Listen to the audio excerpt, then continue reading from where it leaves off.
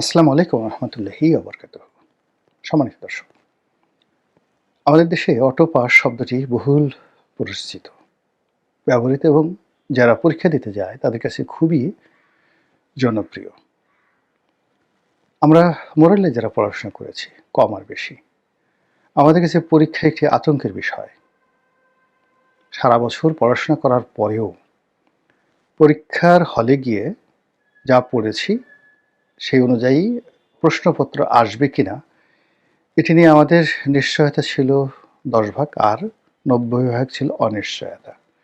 সারা বই মুখস্থ করার পরেও আমরা স্বস্তি পেতাম না। দ্বিতীয় যে সমস্যাটা ছিল, পরীক্ষা কেন্দ্র করে আমাদের যে আতঙ্ক এত বেশি ছিল। পরীক্ষার হলে যাওয়ার পরে পেপার নিলাম, তারপরে প্রশ্নপত্র হাতে দেবে। সেটা এসএসসি, এইচএসসি, অনার্স, মাস্টার্স কিংবা ধরুন আরও আগে যে স্কলারশিপ পরীক্ষাগুলো দিয়েছি, এমনকি ক্লাসের যে পরীক্ষাগুলো দিয়েছি, ওই প্রশ্নপত্র হাতে পাওয়ার আগ পর্যন্ত বারবার হাত পা কাঁপত, হাত ঘামিয়ে যেত, কণ্ঠনালী শুকিয়ে যেত। এরপর যেটা হতো সেটা হলো অতিরিক্ত টেনশনের কারণে যে প্রশ্নগুলো একেবারে জানা, মুখস্থ করে আসছে, সেই প্রশ্নগুলো ভুল হতো। বিশেষ করে অঙ্কের ক্ষেত্রে, বিজ্ঞানের ক্ষেত্রে মারাত্মক ভুল হয়ে যেত। পরীক্ষার হলে বা এই পরীক্ষার ফলাফলের সময় টেনশন হয়নি এরকম কোনো ভালো ছাত্র নেই। সাধারণত যারা পড়াশোনা করেনি, মন্দ ছাত্র, মানে তাদের পরীক্ষার হলে গিয়েও টেনশন হতো না, কক্ষণই তাদের টেনশন হতো না। কিন্তু যারা যত বেশি পড়াশোনা করত, তত বেশি তাদের টেনশন হতো।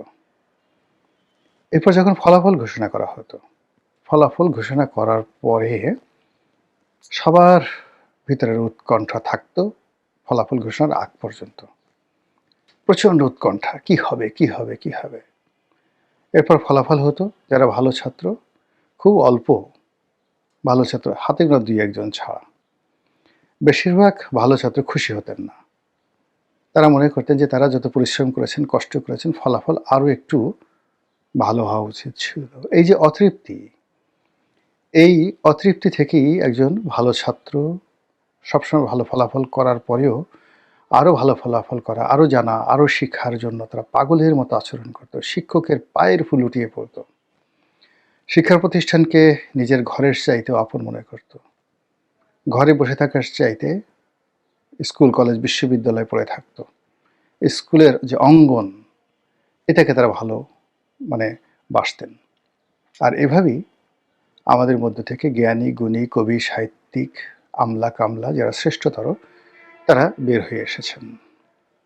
কিন্তু যেই মুহূর্তে পরিবারতন্ত্র প্রতিষ্ঠিত হয়েছে, রাজনীতির বিবেচনায় নিয়োগ শুরু হয়েছে এবং কোনো রকম যোগ্যতা ছাড়াই মানুষ যখন পেয়ে আসছে, ঠিক তখন থেকেই যে শিক্ষার প্রতি অনীহা, পরীক্ষা সংক্রান্ত ভয়, এটি চলে গেছে। আর এই যে অটো পাসের যে কথাটি বলা হচ্ছে, কোনো রকম পরীক্ষা না দিয়ে অটোমেটিক আপনাকে পাস করিয়ে দেওয়া হলো। এই অটো পাস শিক্ষা থেকে শুরু করে অন্য বিভিন্ন সেক্টরে যে নির্বিচারে রীতিমতো বলাৎকার করেছে মেধার, মননশীলতার, যোগ্যতার, সভ্যতার, কৃষ্টি, কালচার এবং মানবিকতার, সেই বলাৎকার যখন রাজনীতির অঙ্গনে এসেছে, সঙ্গে সঙ্গে পুরো দেশ জাতি অন্ধকারের অতলান্তে তলিয়ে পড়েছে। রাজনীতিকে বলা হয় highest art of human and human behaviour. মানুষের যে ব্যবহার রয়েছে এবং মানুষের যে মানবিক যে অভিব্যক্তি রয়েছে, এটির সর্বোচ্চ শিখর হলো রাজনীতি। রাজনীতি কখনো হাঁটু থেকে বের হয় না। রাজনীতি কখনো পশ্চাৎ দেশ থেকে বের হয় না। কোনো ঘামের গ্রন্থি থেকে বের হয় না, পায়ের আঙ্গুল থেকে বের হয় না, নাকের ছিদ্র থেকে বের হয় না, কানের ছিদ্র থেকে রাজনীতি বের হয় না। এমনকি মুখ থেকেও রাজনীতি, মুখ গহ্বর থেকে রাজনীতি বের হয় না। রাজনীতি বের হয় দুটো জায়গা থেকে, মস্তিষ্ক থেকে এবং হৃদয় থেকে। আমি অনেক সময় জ্ঞানের কথা বলার চেষ্টা করি, আপনারা হয়তো অনেকে রাগ হন। আপনারা সবাই জানেন যে মানুষের মস্তিষ্কে যেমন একটা মেমোরি রয়েছে, মানুষের হৃদয়েও একটা মেমোরি রয়েছে এবং এই দুটোর একটা ইন্টারকানেক্টিভিটি রয়েছে। মস্তিষ্কের মেমোরিটা অনেক বড়, মাস্টার হার্ড ডিস্ক। আর হৃদয়ের যে মেমোরি সেটি ছোট, কিন্তু পৃথিবীর মানে কোনো হার্ড ডিস্কের সঙ্গে আপনি তুলনা করতে পারবেন না। সারা পৃথিবীর সমস্ত কম্পিউটার এক করলেও মানুষের হৃদয়ের মধ্যে যে মেমোরি রয়েছে এটা যে কত ট্রিলিয়ন জিবি এটা কেউ কল্পনা করতে পারবে না। তো হৃদয় যদি এই অবস্থায়, মস্তিষ্কের অবস্থা কী? তো সেই হৃদয় মস্তিষ্ক এই দুটো যে মেমোরি, সেই মেমোরির চাইতে মারাত্মক মেমোরি হলো আপনার শরীর, এর বডি। মস্তিষ্কের এবং হৃদয়ের যে মেমোরিটা ওটা মানুষ মরে যাওয়ার সঙ্গে সঙ্গে শেষ হয়ে যায়, কিন্তু আপনার শরীরের যে মেমোরি, শরীরের যে স্মৃতিশক্তি, সেই স্মৃতিশক্তি কিয়ামত পর্যন্ত শেষ হবে না। আপনি যদি কখনো মরে যান, 1,00,000 বছর পরেও আপনার যদি একটা ডিএনএ পাওয়া যায়, আপনার শরীরে কে কবে আঘাত দিয়েছিল, তারপর আপনি কবে কেঁদেছিলেন, কী বেদনা, আপনার বংশগতি কী ইত্যাদি, কার প্রতি আপনার রাগ ছিল, সব আপনার শরীর থেকে বের করা যাবে। দ্বিতীয়ত, আপনি চান বা না চান, আপনার সঙ্গে যাদের রক্তের সম্পর্ক রয়েছে, ব্লাড কানেক্টেড, আপনার সন্তান সন্ততি, অটোমেটিকভাবে আপনার শরীরের যে মেমোরিগুলো ওই পরবর্তী প্রজন্মে চলে যাবে। কি অদ্ভুত সেই human body, mind and brain, এই তিনটির সর্বোচ্চ যে অধিক্ষেত্র সেটা হলো রাজনীতি। সেই রাজনীতিতে যখন অটো পাস চলে আসে, বিনা ভোট চলে আসে, তারপর সেই রাতের ভোট চলে আসে, আমির নির্বাচন চলে আসে, তো এটা করে কি, যারা মন্দ লোক যারা আছে তাদের শরীরে মনে এটাকে এমনভাবে মেমোরাইজড হয়ে যায়, পরবর্তীতে মানে যারাই নেতৃত্বে থাকেন, ইলেকশনের ব্যাপার আসে, রাজনীতির ব্যাপার আসে, তখন তারা সেই অটো পাসের চিন্তা সবার আগে করেন। এখন রাজনীতি হচ্ছে, ইলেকশন সামনে, ত্রয়োদশ জাতীয় সংসদ নির্বাচন। এই যে এত লম্বা ভূমিকা টানলাম এই কারণে যে আমাদের যে শরীর, মন এবং মস্তিষ্ক যে মেমোরিগুলো, সেই মেমোরিতে একটা ফ্রি ফেয়ার ইলেকশনের যে মেমোরি খুব অল্প।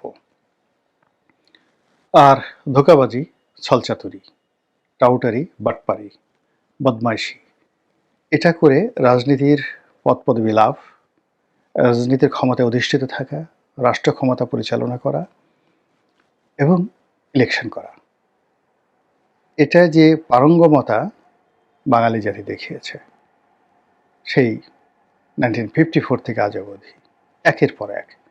এর ফলে মন্দ জিনিসগুলো আমাদের শরীরে দানা বেঁধেছে। এটি একটা স্টাইল হয়ে গেছে, এটি একটা ট্রেডিশন হয়ে গেছে যে আমরা মন্দ কাজ করি। আর সেই মন্দ কাজের ধারণা থেকেই এই যে ত্রয়োদশ জাতীয় সংসদ নির্বাচনে যতটা না সম্ভাবনা নিয়ে আলোচনা হচ্ছে, তার চেয়ে 100 গুণ বেশি আলোচনা হচ্ছে মন্দ আশঙ্কাগুলো নিয়ে।